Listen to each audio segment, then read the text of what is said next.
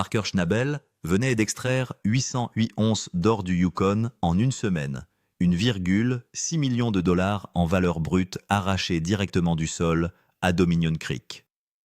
Pour la plupart des mineurs, ce genre de chiffre signifierait un moment pour respirer, prendre du recul et laisser le poids s'installer. Pour Parker, cela signifiait tout autre chose. Son premier réflexe n'était pas la célébration, mais l'escalade. Il a regardé le résultat, l'a mesuré par rapport à l'objectif de la saison et a donné une directive unique et sans compromis à son contremaître, recommencer. C'est la réalité à laquelle Tyson Lee s'est réveillé. Une réalité où le succès ne fait pas gagner du temps, mais suscite des attentes. Dominion Creek tournait déjà à plein régime. 3 usines de lavage poussaient de toute leur force, chaque courroie tournait, chaque système était sous tension. Autour d'eux, une équipe remplie de nouveaux visages, des Bleus qui étaient arrivés avec confiance, ambition et très peu de compréhension de ce que cet environnement exigerait d'eux. Et par-dessus tout cela, une date limite qui ne ressemblait pas tant à un calendrier qu'à une menace. Parker n'a pas fait passer les attentes en douceur. Il les a posées comme quelque chose de chargé, quelque chose qui avait des conséquences. Le message était clair, ce n'est pas une courbe d'apprentissage que l'on suit avec facilité. Soit vous vous élevez rapidement, soit vous êtes remplacé tout aussi rapidement. Le Yukon ne fonctionne pas selon des calendriers indulgents. Il vous offre une fenêtre étroite, une période brutale de longues heures de clarté où tout doit se produire en même temps. Il n'y a pas de saison morte pour récupérer le terrain perdu, pas de seconde chance lorsque le temps change. Lorsque le gel arrive, il ne négocie pas. Il arrête tout instantanément, bloquant tout ce qui reste d'or sous la terre ferme jusqu'à l'année suivante. L'objectif de Parker pour cette saison, 6000 onces, n'est pas seulement ambitieux. À environ 2000 $, l'once, il représente une opération de 20 millions de dollars qui doit fonctionner avec précision chaque jour. Chaque machine est importante. Chaque quart de travail est important. Chaque personne contribue à ce chiffre ou le fait chuter. Tyson Lee est l'homme que Parker a choisi pour porter ce poids sur le terrain. Il y a 10 ans, Tyson est arrivé au Yukon en tant qu'étranger à l'exploitation minière novice et sans expérience, mais prêt à travailler. Parker ne l'a pas ménagé. Il lui a confié des responsabilités très tôt. Le contrôle de Lucifer, l'une des principales usines de lavage de l'exploitation, bien avant que la plupart des gens ne considèrent cela comme raisonnable.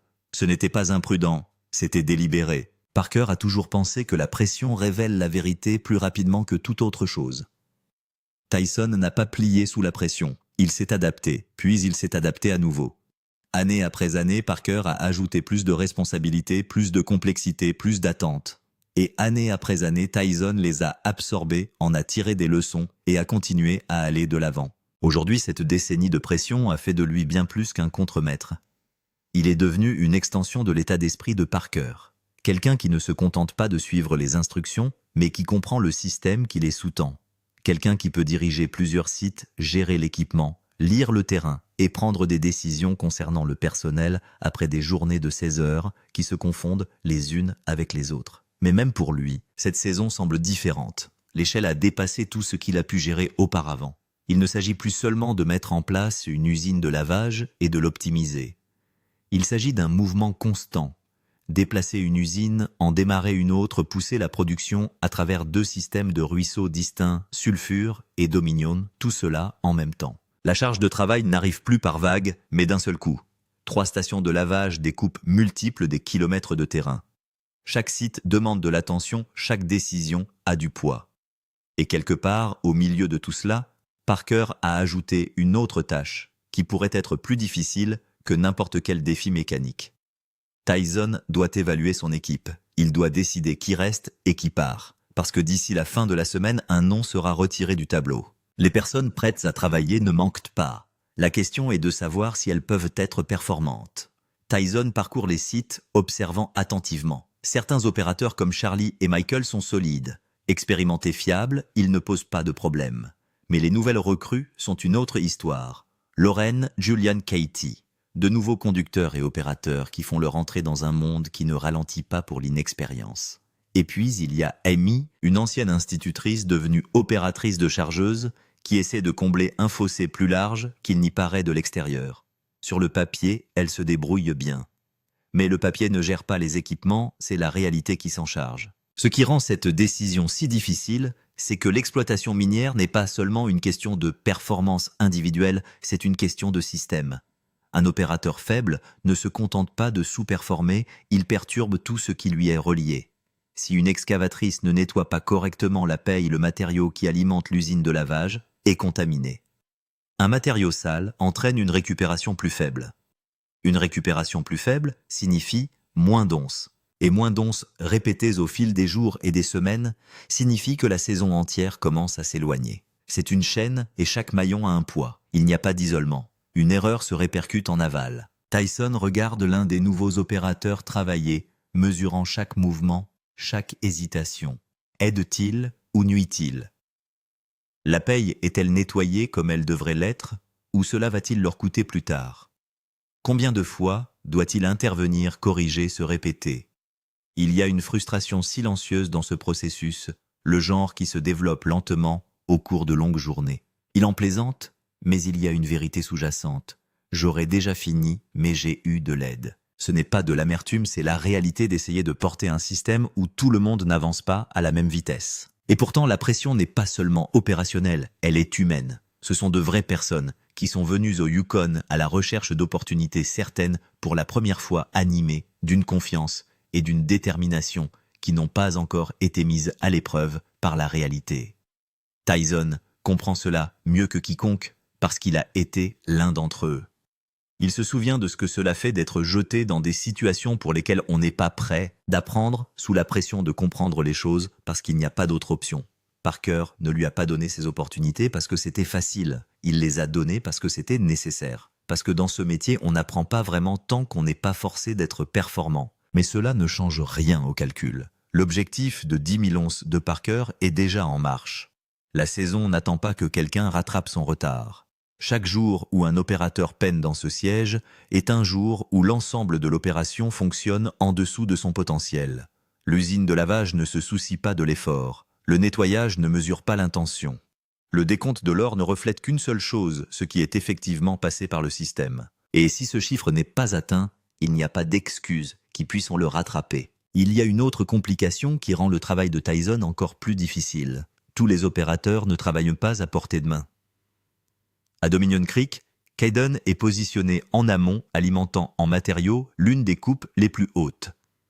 Ce n'est pas un environnement contrôlé où Tyson peut se tenir à proximité et guider chaque mouvement. C'est la distance, la confiance, le risque. Kayden connaît les enjeux. Son premier jour de travail sous la direction de Parker a un poids qu'il est difficile d'ignorer. Le matériau auquel il a affaire est instable fin, presque comme des sables mouvants.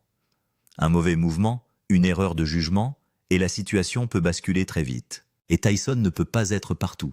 Il gère 2 systèmes de ruisseaux, à la fois prend des décisions sur plusieurs sites, et est très sollicité, ce qui laisse des vides où les erreurs peuvent passer inaperçues, jusqu'à ce qu'elles apparaissent dans les chiffres. C'est là que les saisons commencent à s'effilocher. Pas dans les échecs évidents, mais dans les petites inefficacités qui s'accumulent au fil du temps. Vous atteignez le nettoyage, vous voyez que les résultats sont inférieurs aux prévisions. Et soudain, vous essayez de remonter le problème. Était-ce le sol ou l'opérateur? Le temps que vous trouviez, la réponse la semaine est déjà écoulée. Parker veut un nom. Cette partie est simple. Tyson doit décider lequel. Cette partie ne l'est pas. Et la date limite, vendredi, n'est pas seulement une date sur un calendrier, c'est une ligne.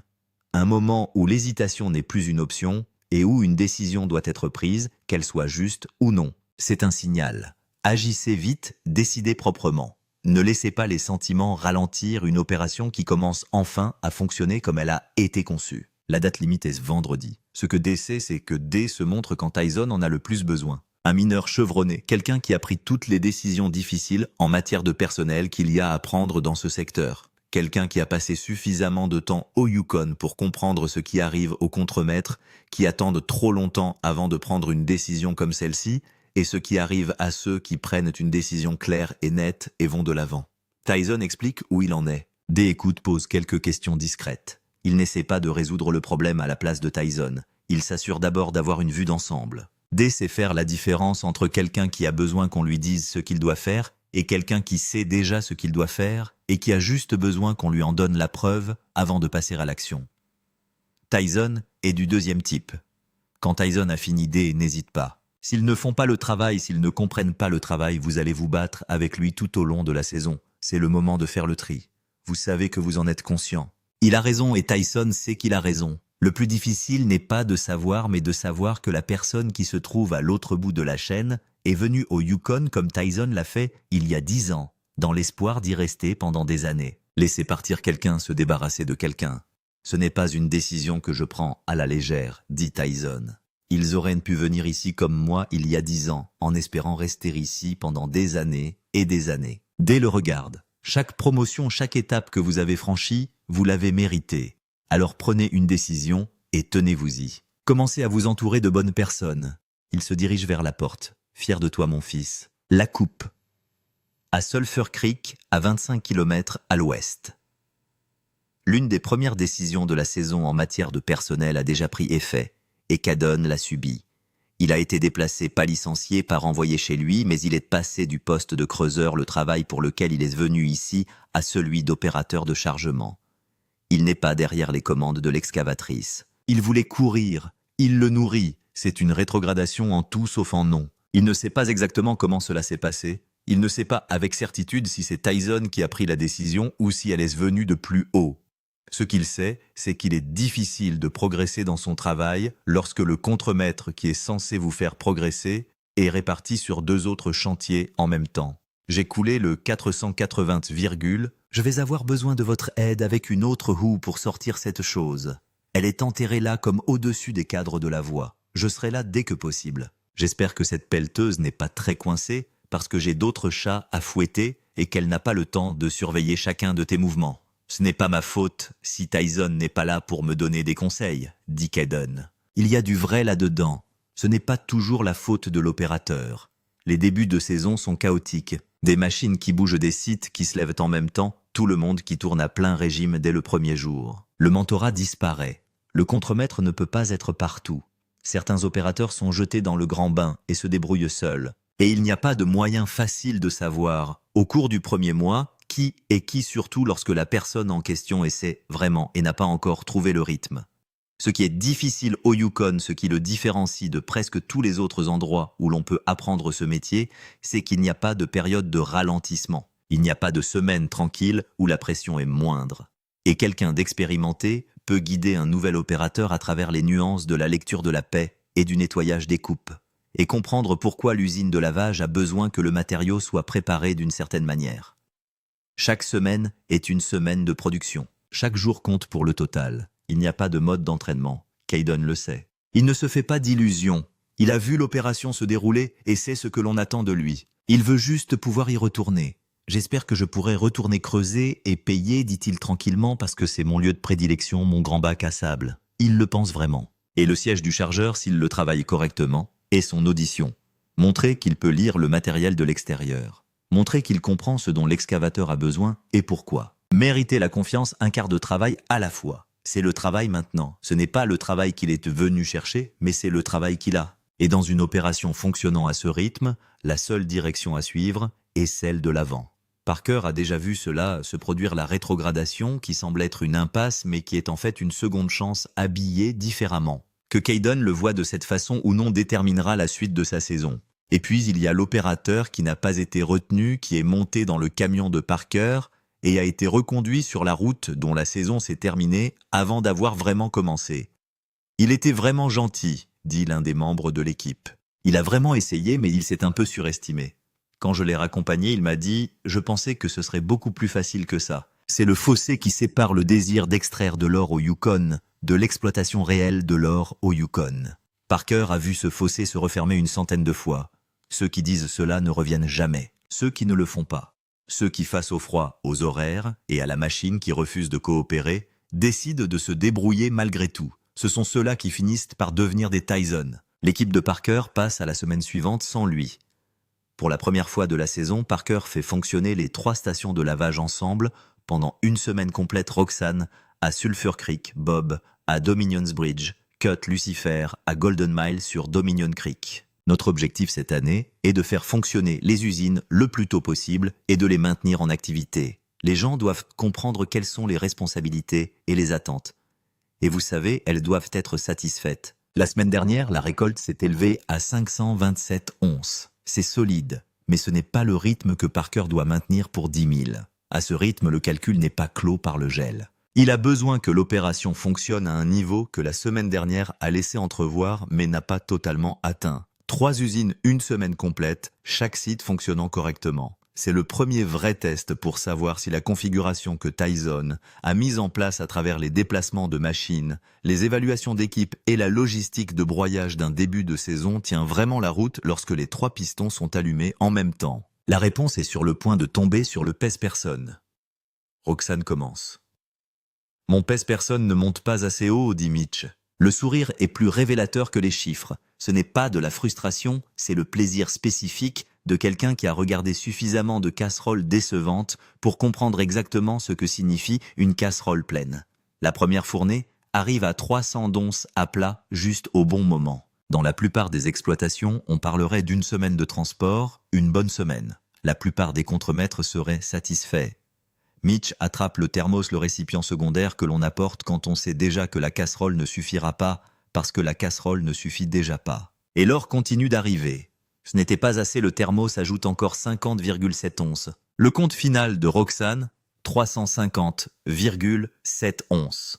Très bien, nous avons 50,5, 50,200, 250,300, juste à l'heure. Juste à l'heure. Mais nous devons mettre cela de côté parce que nous avons un thermos qui arrive aussi. Nous avons donc obtenu 300 de plus. 10, 20, 30, 40, 50, 70. Sulphur Creek livre au taux de Parker jalonné à 450 yards par heure sur un des terrains les plus riches qu'il ait jamais travaillé. Voici à quoi ressemble le claim de Sulphur lorsque tout est réglé. L'excavatrice alimente la paille propre l'usine de lavage, la traite efficacement. Les rifles attrapent ce que le terrain donne. Semaine après semaine, la saison des 10 000 onces cesse d'être théorique. Des nettoyages comme celui-ci rendent mon travail amusant, dit Parker. Il est déjà en train de passer au prochain. Bob et Lucifer font leur part. Tyson monte sur la balance. 2 stations de lavage, 2 nettoyages. Les chiffres qui lui indiquent si la semaine s'est maintenue sur l'ensemble de l'exploitation ou si Roxane a été l'exception et que tout le reste n'a pas été à la hauteur. Bob, au pont de Dominion, passe en premier. Bob n'est pas la machine au nom spectaculaire ou à la concession historique sur le tronçon de ruisseau le plus riche. Bob n'en a pas besoin. Bob est celui qui se présente tous les jours et qui fait exactement ce qu'il est censé faire. Pas de chichi, pas de drame, pas de surprise. Une constance qui ne fait pas les gros titres, mais qui fait les saisons. Parker l'appelle Chugalook Bob la machine, qui continue à fonctionner quart de travail nettoyage après nettoyage, au moment où vous en avez besoin. Le compte de Bob 196,2 onces, pas tout à fait 200, Personne dans cette pièce ne bronche. C'est une semaine de travail sur une coupe fiable, et elle atterrit exactement là où on l'attend d'une machine qui n'a pas raté un battement. Puis Lucifer. Lucifer a couru toute la semaine au Golden Mile, un tronçon de Dominion Creek, que Parker a jalonné avec le genre de conviction qui rétrospectivement semble soit brillante, soit imprudente, en fonction de ce que le terrain lui rend. Le nom a un certain poids. Parker l'a choisi intentionnellement. Un nom comme celui-là suscite des attentes et c'est le nettoyeur qui doit y répondre. Tyson sait de quoi Lucifer est capable quand il fonctionne bien. C'est lui qui a soutenu le plan de lavage à ses débuts et qui a appris à connaître le terrain de Dominion. Pour lui, le Golden Mile n'est pas qu'un nom sur une concession. C'est un terrain qu'il a travaillé, un terrain qu'il a défendu, un terrain dont il a dit à Parker qu'il valait la peine d'être exploité avec acharnement. 20 onces, 40, 80, past, 100, past, 150, d'un 200, La salle devient silencieuse, le silence spécifique qui s'empare d'un groupe de mineurs lorsque l'or arrive sensiblement plus vite que ce que chacun a pu prévoir. 220, 240, Le nombre ne cesse de grimper. Le décompte final est de 260 et 1,25 onces. Le Golden Mile vient de donner raison à Tyson. Le Golden Mile mérite toutes les syllabes de son nom. Les 2 stations de lavage de Tyson Bob et Lucifer Dominion Creek, coulant dans les 2 sens, viennent d'ajouter 6 millions de dollars au total de la saison de Parker en 7 jours. Il s'agit d'un terrain que Tyson a géré au cours d'une semaine de démarrage qui aurait brisé un contremaître moins compétent. Le chiffre à la table. Parker fait le calcul à la table de nettoyage. Roxane 350,7 onces. Bob 196,2 onces. Lucifer 261,25 onces. Total hebdomadaire combiné 808,15 onces. Il le lit à haute voix, s'y attarde une seconde, puis fait le calcul de la saison. La semaine dernière, nous avions 527 onces. Cette semaine, nous avons 808,15 onces en une semaine. Pour vous donner une idée, à la même époque l'année dernière, nous avions 288 onces au total pour la saison. La semaine dernière, nous avions 527,5 onces. Cette semaine, nous avons 808,15 onces en une semaine. Pour vous donner une idée de ce qui se passe à la même époque, l'année dernière, nous avions 288 onces. Nous avons maintenant 2043,5 onces. L'année dernière, à la même époque, ils avaient 288 onces pour l'ensemble de la saison. Ils viennent d'en faire près de 3 fois plus au cours des 7 derniers jours seulement. La saison est en cours depuis 1 mois. Le sol est si riche, les usines fonctionnent, et Tyson a maintenu l'équipe soudée au cours d'une semaine de démarrage, qui a nécessité des décisions en matière de personnel, avant même que l'opération ne trouve son rythme de croisière. Nous avons maintenant 2435 onces, d'une valeur de 7,1 millions de dollars, et nous en avons fait plus d'un tiers cette semaine. 7 millions de dollars d'or provenant de 3 usines de lavage, et d'un contremaître qui gère 2 systèmes de ruisseaux simultanément, tout en évaluant qui doit rester et qui doit être renvoyé sur la route. Ce chiffre n'est pas le fruit du hasard. Il est le résultat d'un travail effectué par les bonnes personnes dans les bons sièges et sous la bonne pression. Si c'est le cas tout au long de l'année, dit Tyson, ce sera un grand succès. Parker acquiesce. Ses yeux ont déjà dépassé cette semaine. Il ne nous reste plus qu'à faire cela 10 fois de plus. Tyson ne branche pas. Oui, et encore plusieurs fois par la suite. Où cela les mène 2435 onces en moins 7565 à faire. La saison au Yukon ne s'allonge pas, elle se raccourcit un gel dur à la fois. Tyson a encore une équipe à installer des opérateurs qui doivent faire leurs preuves ou être remplacés et 3 usines de lavage qui doivent continuer à fonctionner exactement au même rythme que celui qui vient de produire 808 onces en 7 jours. Le Golden Mile tient ses promesses, Sulphur Creek tient les siennes et Bob continue d'aller de l'avant. Parker n'a pas besoin d'un tour de piste. Il a besoin de 10 semaines supplémentaires exactement comme celle-ci, avec une équipe plus resserrée sur un terrain plus riche et un contremaître qui vient de prouver qu'il peut tenir le coup lorsque la pression est réelle. Les machines sont déjà en marche.